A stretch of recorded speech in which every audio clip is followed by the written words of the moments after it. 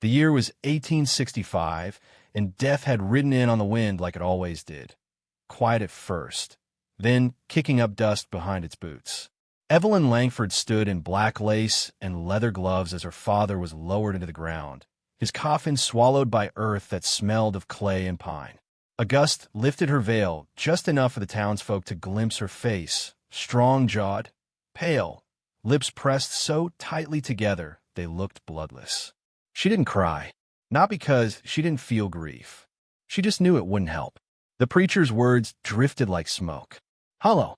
Her eyes, however, were fixed on the man standing across the grave from her. Victor Granger. He didn't wear black, didn't even pretend to mourn. He stood in a tailored gray frock coat with a cane he didn't need and a smirk barely hidden behind his mustache. The town knew him. Rancher, wealthy, dangerous. Evelyn's father had admired him, said he was cut from real American grit. What he was, Evelyn knew, was a vulture, and he'd come for what he believed was his. By sundown, the will had been read. Mr. Lowell, the family attorney, had a voice like dry wheat and hands that trembled as he unfolded the parchment. The candlelight danced on his spectacles as he squinted through the fine script. To my beloved daughter, Evelyn Langford, he read, I leave the estate, livestock, and lands of Willow Creek Ranch, with the condition that she marry Mr. Victor Granger, whom I have long considered a worthy suitor and capable steward of our legacy. Evelyn blinked slowly. The silence was sharp. Only the crackling fire answered. She felt it like a slap. Not just the betrayal of a father who had, in death, sold her future, but the weight of chains clicking shut around her wrists. She turned to Mr. Lowell, her voice low and calm. And if I refuse? Victor answered for him, voice oily smooth. Then the estate passes to the town council and gets auctioned off. I'd be happy to buy it then too, of course. It wasn't a threat. It was inevitability wrapped in civility. Evelyn rose from her chair without another word. The old wooden floor creaked under her boots as she stepped out into the dark. She didn't scream, didn't curse. She simply stared at the stars until the cold bit into her skin, and even then, she didn't move. 3 days later, she stood at the altar in a cream-colored dress with sleeves that chafed her arms and lace that scratched her collarbone. The church was packed. Victor's friends filled the pews, men with too sharp smiles, women who whispered behind gloves. The preacher stumbled through the service like a man who'd rather be anywhere else. Evelyn kept her eyes on the stained glass above him. A lamb in a field. She was neither. When the preacher asked if she accepted this man, she said yes. Her lips barely moved. Victor leaned in during the kiss. She didn't. The crowd clapped all the same. The reception was held in the Granger house, a 2-story beast with velvet drapes and walls that smelled of pipe smoke. Evelyn sat beside Victor at the head table, untouched food before her, wine warming in her glass. He made jokes, told stories, boomed with laughter. Every time he touched her hand or brushed her arm, she stiffened like a cold statue. He didn't seem to mind. That night, in the master bedroom, he locked the door behind him. Evelyn stood near the fire, back to him, her fingers curled tightly into her palm. You knew, she said. Victor poured himself a drink. Knew what, darling? That he'd force me into this. He took a slow sip, his eyes never leaving hers. Men like your father don't make emotional decisions.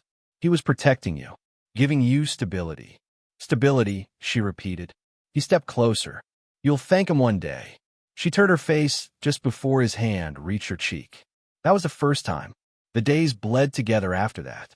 Mornings started with commands. Afternoons with silence. Nights with bruises. Evelyn learned not to cry. Victor liked the sound, said it made him feel needed. So she buried her screams under her pillow, learned to smile at church, to wave at the townsfolk, to bleed where it wouldn't show. And still, some part of her refused to die. It began with a nail. She pulled one from a broken floorboard in the barn, hid it under the mattress. Then came a scrap of bread, stolen and wrapped in cloth. A flint, a threadbare map, a knife no longer than her thumb. She didn't know when she would run, only that she would. The night came faster than she expected. A storm swept through town, thunder masking her footfalls as she slipped from the house in her riding boots and cloak. No saddle, no horse, just legs and desperation. She ran through pines slick with rain, her cloak soaked through in minutes. Her breath came ragged. She crossed the dried riverbed by moonlight and pressed into the woods beyond the Miller homestead, where the trees grew thick and old. A crack of gunfire split the air behind her. She ducked, heart hammering. Another shot. Her foot snagged on a root, and she fell hard, mouth filled with mud. Pain screamed from her ankle. She rolled, but it was too late. Victor was there, drenched and fuming, lantern swinging in one hand, revolver in the other. He grabbed her by the arm and hauled her up. "You think you can run from me?" he hissed. She spit in his face. He backhanded her so hard the world went white. "I own you," he growled, yanking her back toward the house. She fought, bit, kicked. He slammed her against a tree. "Do it again," she said through gritted teeth. "I dare you." But he didn't hit her this time, just laughed. "Keep that fire," he said. "It'll make the breaking more fun." She was dragged back like a dog. The next morning, the bruises bloomed across her cheek like violets in frost. Victor smiled over breakfast. "Eat up, dear. We've guests tonight." She stared at the eggs. Her hands didn't move. By afternoon, she walked the halls like a ghost, her mind elsewhere. A plan was forming. Not just escape. Something deeper. Final.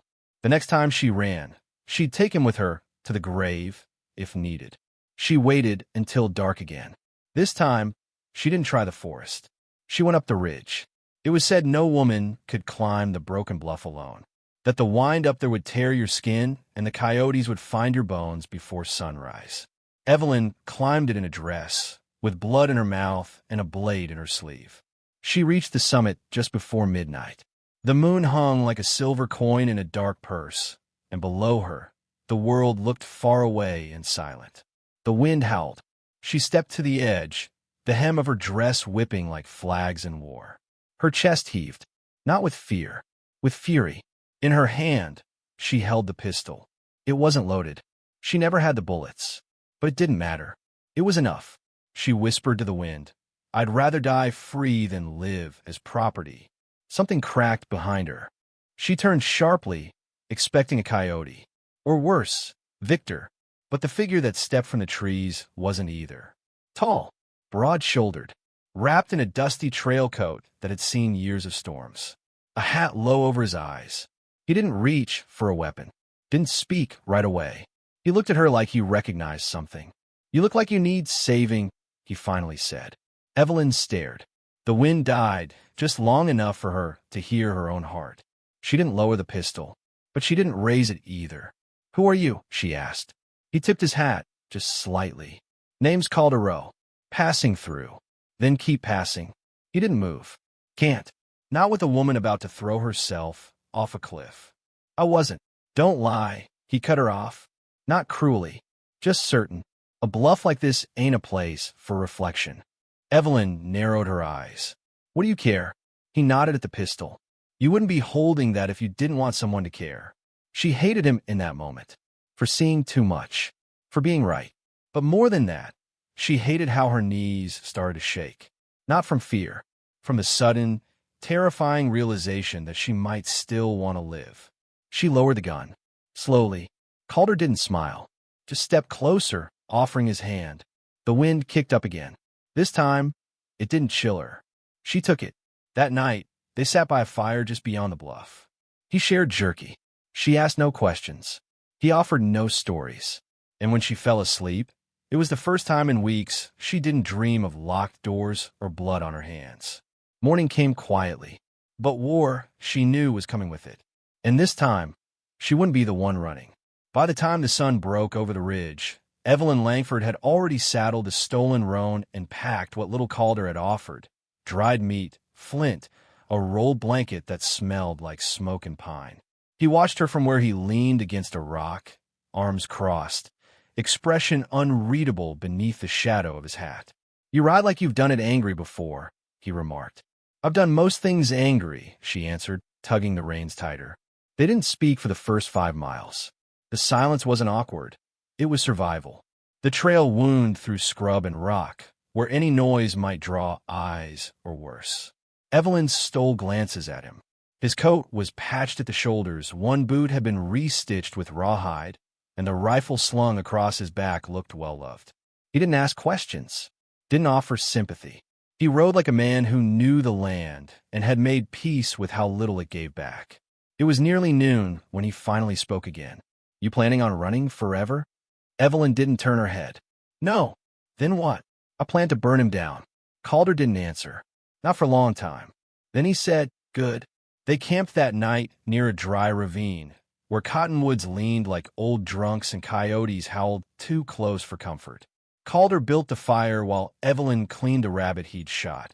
She surprised herself with how steady her hands were as she gutted it, the warm blood slick on her fingers. He watched her work. "You learn fast." "I've had to," he nodded, tossing more wood onto the flames. "That's the kind that survives." Later, under a blanket of stars, Evelyn stared into the fire and asked, "Why'd you help me?" Calder didn't move for a while. The fire crackled. Somewhere in the dark, an owl called. "Because I've seen a woman walk off a bluff, and I didn't stop her," he said. Didn't know her name, just her scream. Evelyn swallowed. The silence between them shifted. It wasn't empty now. It carried weight. Grief. Memory. "I wasn't going to jump," she lied. "Sure." The next day, they rode east, following game trails and backcountry routes that few would dare in summer, let alone early spring. The terrain turned cruel, sharp shale ridges, thin water, and a wind that bit like a blade. But Evelyn didn't complain. Pain was nothing new. Each night she curled close to the fire, and each morning she rose earlier, faster, more determined. Victor would be looking for her. She counted on it. On the third day, as they made camp near an old mining trail, Calder held out a rolled paper. "Wanted posters," he said. "Your name's not on it yet, but mine is." She unrolled it. The ink was faded, but the sketch was good. Sharp cheekbones, crooked nose. Calder Rowe, wanted for the deaths of 4 men in Arkansas territory. $500 dead or alive. "You're a killer," she said flatly. "I'm alive," he replied. "Why'd you do it?" "They earned it." No excuses. No stories. Just fact. She folded the poster and gave it back. "You kill Victor, I won't cry." He didn't smile, but there was something like approval in his eyes. They rode on. By the 5th day, they reached a narrow gorge carved deep by spring runoff. On the other side, smoke curled above trees, Victor's men. Evelyn stiffened in the saddle. Calder raised his hand, signaling stop. They dismounted, crept forward through brush and low rock until they could see the clearing. 3 men, 1 cooking, 2 tending horses, guns slung over shoulders. All wore the Granger mark, a black armband with a silver thread. Victor's search party. Calder whispered, "We wait till dark." But Evelyn stepped forward. "No, they'll find my trail sooner or later. Better to end it now." He didn't argue, just handed her a knife. "If it turns ugly, you run. Straight east. You hear me?" She didn't answer. She was already moving. She walked into the camp like a ghost.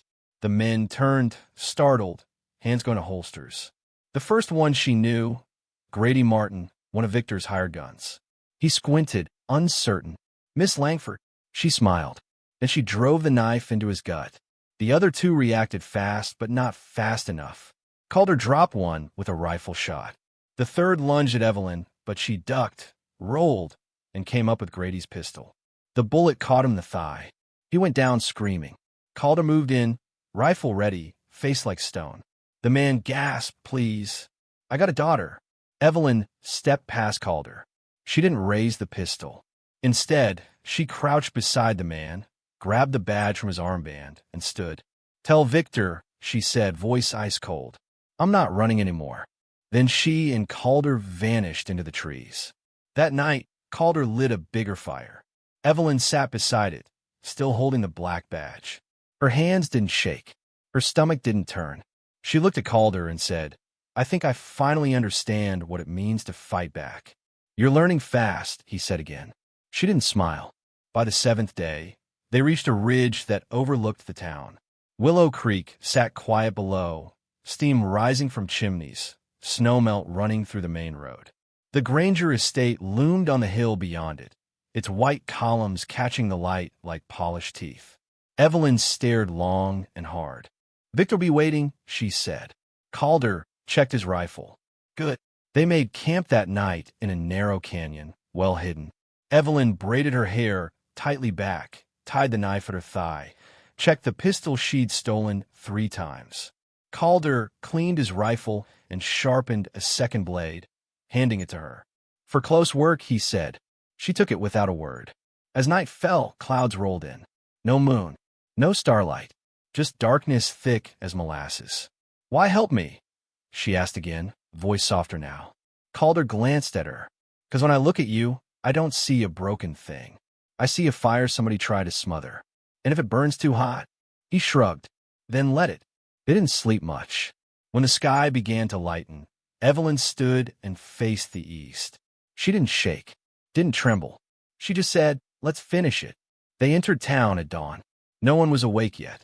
Or if they were, they pretended not to be. Curtains twitched, doors locked from inside. The streets were damp with dew. Evelyn walked at Calder's side like she'd never been beaten, like she'd never knelt. She passed the church, the schoolhouse, the saloon. She remembered each place, each whispered judgment, each fake smile. Now they looked away. She carried no shame. They reached the Granger estate gates. Calder opened them without pause. No guards. Not yet. The door stood tall and silent. She knocked. It opened slowly. A butler. His eyes widened. "Miss Lang." She shoved past him. The hall was the same. Marble floors, tall portraits, rich rugs. A house made of stolen comfort. She moved fast. Calder behind her, stepped silent. Victor was in the parlor, slouched in a velvet chair, whiskey in one hand, revolver in the other. He didn't rise. "Well," he drawled, "the runaway returns, and brings a dog on a leash." Evelyn stepped forward. "You've always had it backward. I was never yours." Victor raised the gun. Calder shot first. The bullet took Victor's revolver from his hand. It clattered to the floor. Evelyn didn't blink. Victor stood slowly, blood trickling from his wrist. "You think this ends here? You think one scarred merc and a pistol make you free?" "No," Evelyn said. "But this does." She raised her pistol, pointed it square at his chest. Victor laughed.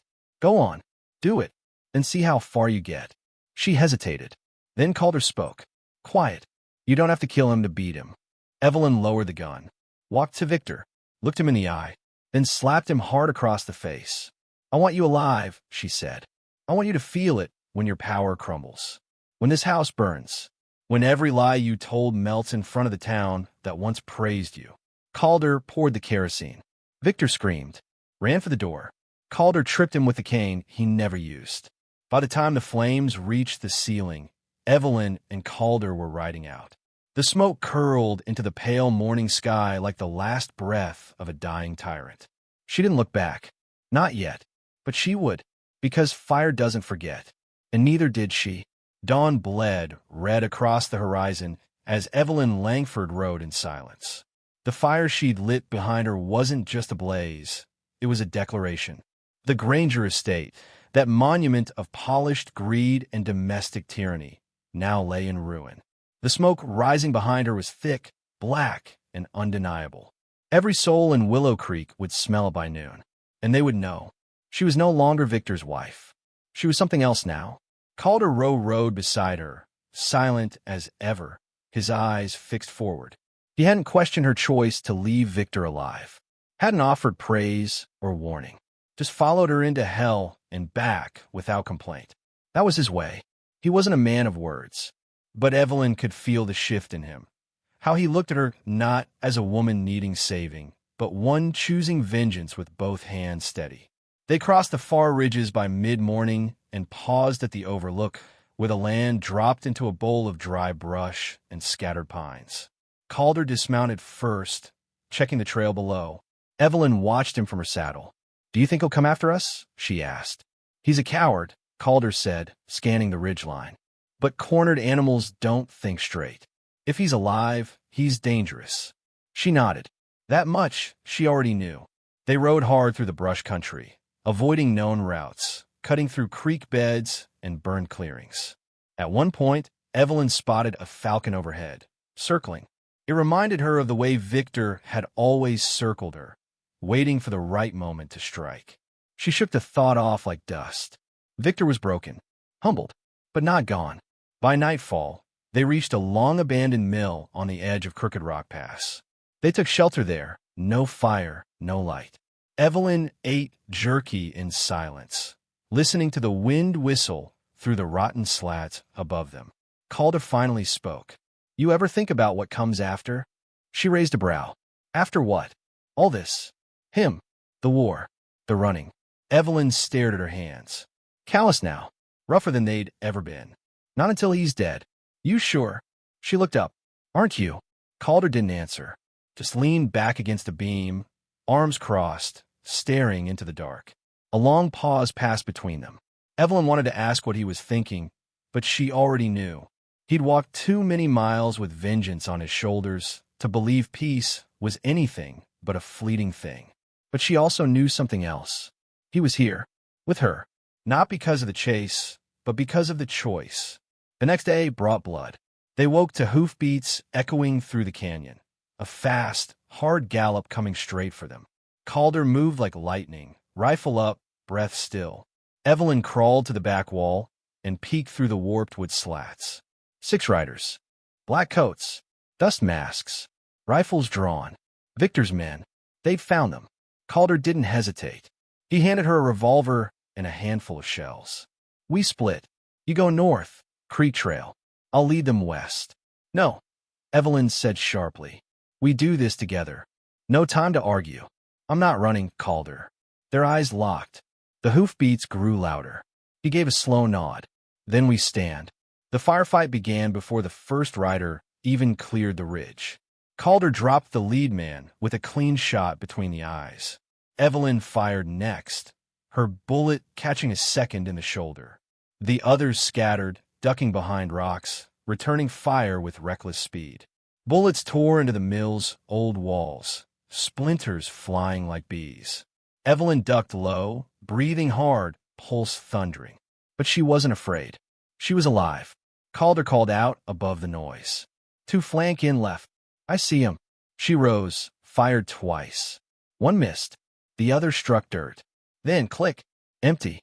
She ducked down, reloaded with shaking fingers. Calder was already moving, rifle slung, shotgun in hand now. He stepped into the open and fired. One man crumpled.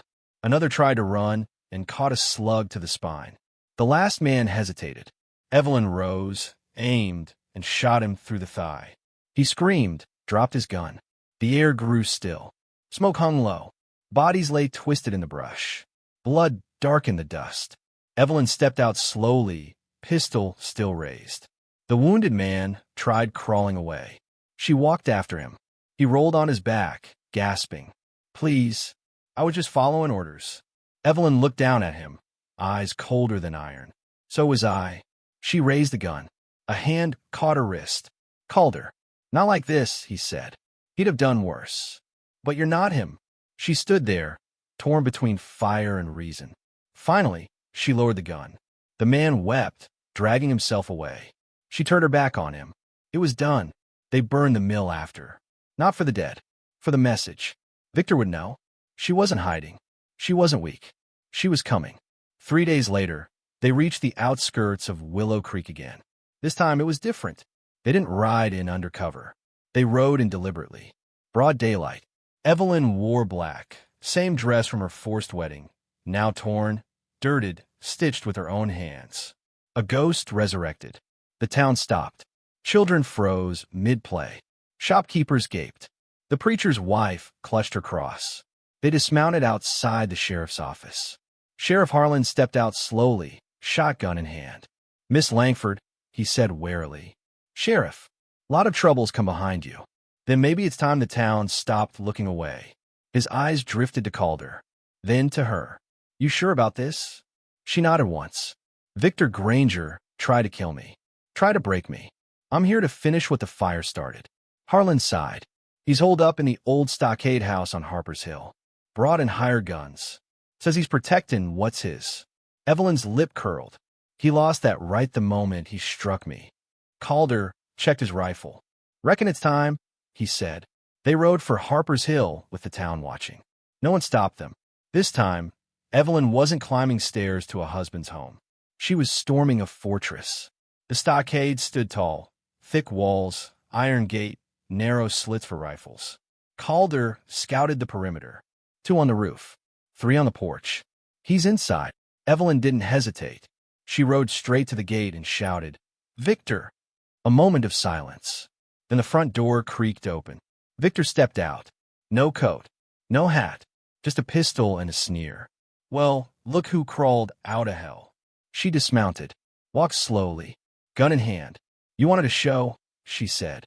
"Now you've got one." He laughed. "You can't kill me, Evelyn. You need me. You'll always need me." She raised the gun. He smirked. "Go ahead. Pull the damn trigger." She didn't. Calder's shot rang out instead. Victor spun, hit the ground, bleeding from the leg. Evelyn stood over him, breathing hard. "You don't get to choose how this ends." Victor coughed blood, snarling. "You don't have the stomach." She crouched close, her voice a whisper. "I live with you. I survived you. I don't need to prove anything to you." She rose, holstered the gun, turned away. Victor screamed after her. "You think you've won? You think they'll follow you now?" She didn't answer. Calder lit the dynamite. The stockade erupted behind them in a blast of fire and smoke. Wood splintered, stone cracked, and Victor Granger vanished under the weight of his own fortress. As they rode away, the town gathered in stunned silence. No lawmen stopped them. No hands reached for rifles.